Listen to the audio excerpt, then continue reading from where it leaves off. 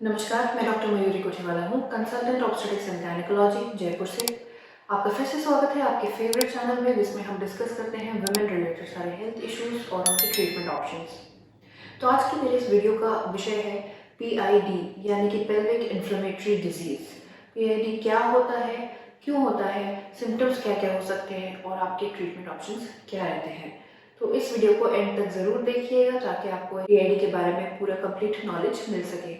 PID यानी कि pelvic inflammatory disease को शुरू करने से पहले आपको यहाँ पे दो टर्म्स मैं क्लियर करना चाहूँगी जो हम इस वीडियो में यूज़ करेंगे।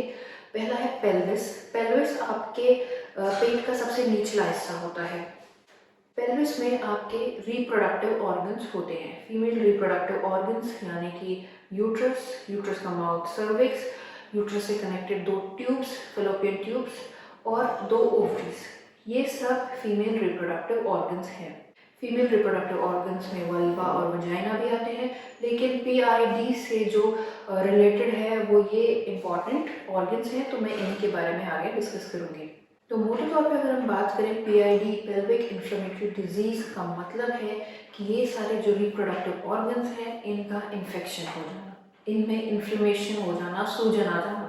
PID बहुत सारे कारणों से हो सकता है, किसी भी इन्फेक्शन से हो सकता है जो आपके वजाइना से शुरू होता है, बैक्टीरियल इन्फेक्शन, क्लमाइडिया, गोनोरिया, ये सारे इन्फेक्शंस आपके वजाइना से शुरू होकर अगर कंट्रोल में नहीं आते हैं तो धीरे धीरे करके ये ऊपर की तरफ बढ़ते जाते हैं और ऊपर आपकी सर्विक्स है, फिर यूट्रस है, फिर ट्यूब्स हैं, ट्यूब्स से अटैच दो ओवरीज हैं, और अगर रिप्रोडक्टिव ऑर्गन्स से बाहर भी इन्फेक्शन हो जाता है तो आपके पेल्विस में पूरे पेट के जो निचले हिस्सा है उसमें भी इन्फेक्शन फैल सकता है।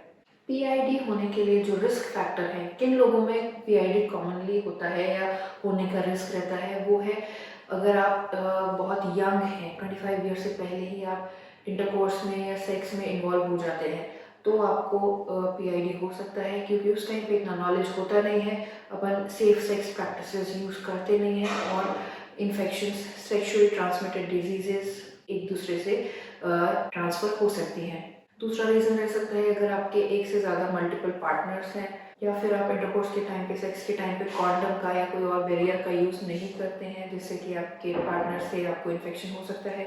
अलग कॉजेज़ में आता है इंट्रायूट्राइन डिवाइस यानी कि कॉपर्टी या मेरेना या कुछ और आपने डिवाइस अंदर गर्भ निरोधन के लिए लगा रखी है अपने यूट्रस के अंदर, तो वो भी एक फैक्टर हो सकता है इन्फेक्शन का। अगर आपको बार बार इन्फेक्शन हो रहे हैं और उसको लगवाने के बाद ही हो रहे हैं तो वो एक रीज़न हो सकता है। एक रीज़न ये भी हो सकता है कि आप बार बार अपने वजाइना को वॉश करते हैं, अंदर तक क्लीन करते हैं, डूशिंग करते हैं, तो उससे आपका गुड बैक्टीरिया जो है वो क्लीन आउट हो जाता है और बैड बैक्टीरिया ओवर ग्रो कर जाता है, तो उस चक्कर में भी इन्फेक्शन हो सकते हैं। और भी कोई सारे वजाइनल इन्फेक्शन अगर हुए हैं, वो आपने अगर कंट्रोल नहीं करते, टाइम पे ट्रीटमेंट नहीं लेते, तो वो असेंडिंग इन्फेक्शंस बन के आपके यूट्रस को, ट्यूब्स को, ओवरीज को और पूरे पेल्विक रीजन को इन्वॉल्व कर सकते हैं। तो PID के सिम्टम्स में मोस्ट कॉमन सिम्टम होता है एबनॉर्मल वजाइनल डिस्चार्ज। कोई भी फाउल स्मेलिंग या इचिंग हो रही है आपको डिस्चार्ज में, आपको बहुत ज़्यादा डिस्चार्ज आ रहा है, उसका क्वांटिटी, उसका क्वालिटी चेंज हुआ है, आपको पहले नॉर्मली हल्का फुल्का डिस्चार्ज आता था, अब बहुत ज़्यादा डिस्चार्ज आ रहा है, डिस्चार्ज के साथ आपके निचले हिस्से में दर्द रहता है, नलों में दर्द रहता है, आपको फीवर भी रहने लगा है, या आपको इरेगुलर ब्लीडिंग की कंप्लेंट्स हैं, पीरियड्स के अलावा भी आपको बीच में कभी महीने में ब्लीडिंग हो जाती है, या पीरियड्स के बाद ब्लीडिंग लंबी रहती है, या फिर आपके पार्टनर के साथ आप इंटीमेट होते हो तो उसके बाद आपको ब्लीडिंग हो रही है, इंटरकोर्स में पेन हो रहा है, ये सारे कुछ कॉमन सिम्टम्स हैं पेल्विक इन्फ्लेमेटरी डिजीज़ के।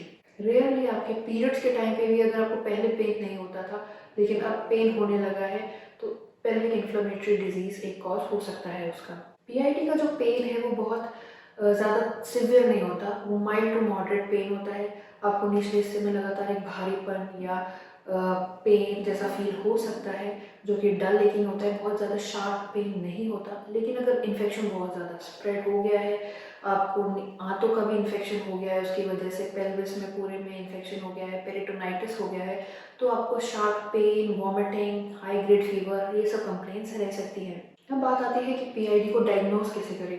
डायग्नोसिस के लिए आपको अपने डॉक्टर से मिलना पड़ेगा। जब वो आपको प्रॉपर आपकी हिस्ट्री लेंगे, आपको एग्ज़ामिन करेंगे, आपका नीचे से एग्ज़ामिनेशन होगा, आपकी डिस्चार्ज का क्वालिटी क्या है, आप फाउल स्मेल है कि नहीं, अंदर वजाइना में क्या इन्फेक्शन है एक्टिव, या फिर जो डिस्चार्ज है वो अंदर सर्विक्स से आ रहा है या वजाइना से आ रहा है, ये सब चीज़ इवैल्यूएट करके आपके इंटरनल एग्जामिनेशन के बाद एक डायग्नोसिस बनता है।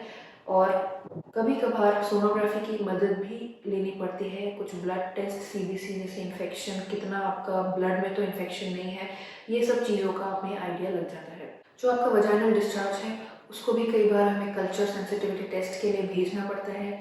और अगर यूरिन में भी कंप्लेंट्स हैं, पेशाब में भी जलन या पेशाब बार बार आना, वो भी आपको साथ में हो रहा है तो यूरिन टेस्ट भी करवाने की ज़रूरत पड़ सकती है, ये देखने के लिए कि कहीं यूरिन में भी इन्फेक्शन नहीं हो गया हो। तो कुल मिला के पीआईडी के लिए हमें जनरली एक वजाइनल स्वाब कल्चर, एक sonography, routine blood test, CBC, urine test, ये सब की रिक्वायरमेंट रहती है। अगर ये लग रहा है कि ये सेक्सुअली ट्रांसमिटेड इन्फेक्शन हो सकता है, एसटीडी का डाउट लग रहा है, तो उससे रिलेटेड एचआईवी, हेपेटाइटिस, इन सब के टेस्ट भी रिक्वायर्ड रहते हैं। तो बात करते हैं कि आप पीआईडी से कैसे बच सकते हो, कैसे आप प्रिवेंट कर सकते हो पीआईडी। तो पीआईडी प्रिवेंट करने के लिए, जैसा कि मैंने कहा कि पेल्विक इन्फ्लेमेटरी डिजीज इन्फेक्शन है आपके अपर रिप्रोडक्टिव ऑर्गन्स का, यूट्रस, सर्विक्स, ट्यूब्स, ओवरीज, इन सब का इन्फेक्शन है। और ये इन्फेक्शन मोस्ट कॉमनली वजाइना से ट्रांसफ़र होता है। तो आपको अपना वजाइनल हेल्थ मेंटेन रखना है। उसमें अगर आपको कभी भी इचिंग हो रही है, डिस्चार्ज हो रहा है एबनॉर्मल, या कोई भी डाउट आ रहा है, तो उसको इमीडिएटली ट्रीट करवाइए। अगर वो इन्फेक्शन ट्रीट नहीं हुआ टाइम पे, तो वो इन्फेक्शन आगे चल के पीआईडी में कन्वर्ट हो सकता है।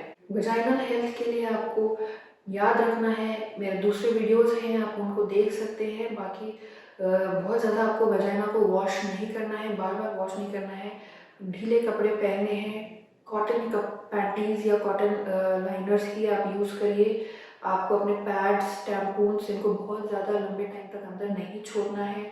सेफ सेक्स प्रैक्टिसेस करनी है, कॉन्डम्स का यूज़ करना है जब हो सके तब। ये सब कुछ छोटे मोटे प्रिकॉशंस हैं जो आप अगर फॉलो करते हो तो आप बार बार होने वाले वजाइनल इन्फेक्शन से और आगे चल के पेल्विक इन्फ्लेमेटरी डिजीज़ से बच सकते हैं। तो आइए बात करते हैं पीआईडी के ट्रीटमेंट ऑप्शंस के बारे में। तो पीआईडी का ट्रीटमेंट, जैसे कि दूसरी बीमारियां होती हैं, उसका कॉज फाइंड आउट करना होता है, कॉज के अकॉर्डिंग ट्रीटमेंट होता है। जनरली 15 दिन के आसपास हम लोग एंटीबायोटिक का कोर्स देते हैं और उससे 90% ऑफ द टाइम्स चीज़ें ठीक हो जाती हैं। अगर बहुत पुरानी बीमारी नहीं है, आपको रिसेंटली कुछ नया डेवलप हुआ है, नया इन्फेक्शन या इन्फ्लेमेशन डेवलप हुआ है, तो वो 15 डेज़ के एंटीबायोटिक कोर्स से ठीक हो जाता है। बट अगर बहुत लॉन्ग स्टैंडिंग है और सोनोग्राफी में कुछ फाइंडिंग आ रही है, कोई गांठ आ रही है अंदर, या वो ट्यूबरकुलोसिस की गांठ हो सकती है, कोई दूसरे इन्फेक्शन की गांठ हो सकती है जिसको लंबा इलाज चाहिए, तो वो चीज़ें हमें फिर चेक करनी पड़ती हैं। अगर ट्यूबरकुलोसिस का डाउट जा रहा है, टीबी का डाउट जा रहा है, तो टीबी के टेस्ट होते हैं और टीबी की दवाइयाँ चलती हैं। उसमें 15 दिन के एंटीबायोटिक कोर्स से कोई फ़ायदा नहीं होने वाला है आपको।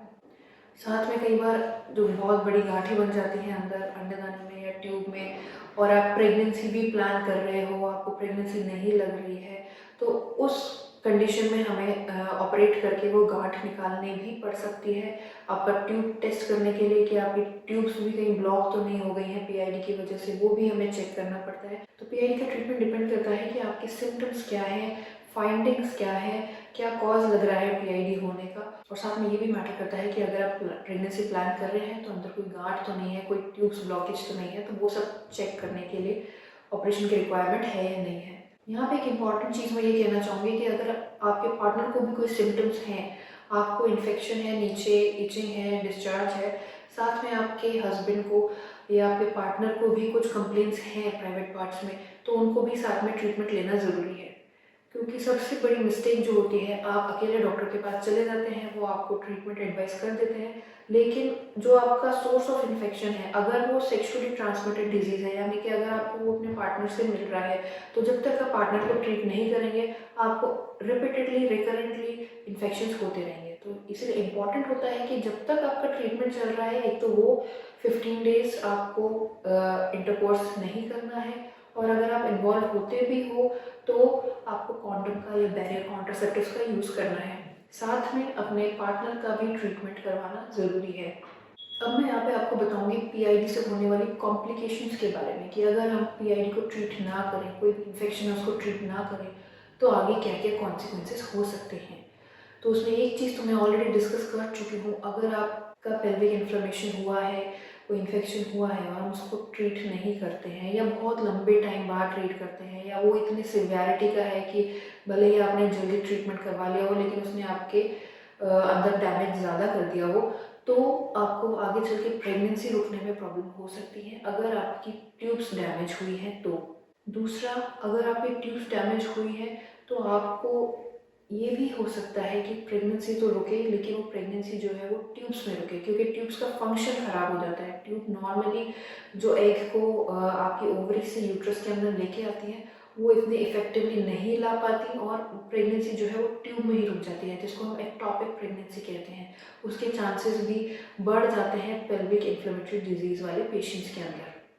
तीसरी चीज़ हो सकती है कि आपको chronic pelvic pain syndrome develop हो जाए, यानी कि आप सारी ट्रीटमेंट्स ले लें फिर भी आपको कोई रिलीफ नहीं आए। 6 महीने से ज़्यादा आपको लगातार निचले हिस्से में अगर दर्द रहता है तो हम उसको क्रॉनिक पेल्विक पेन कह देते हैं।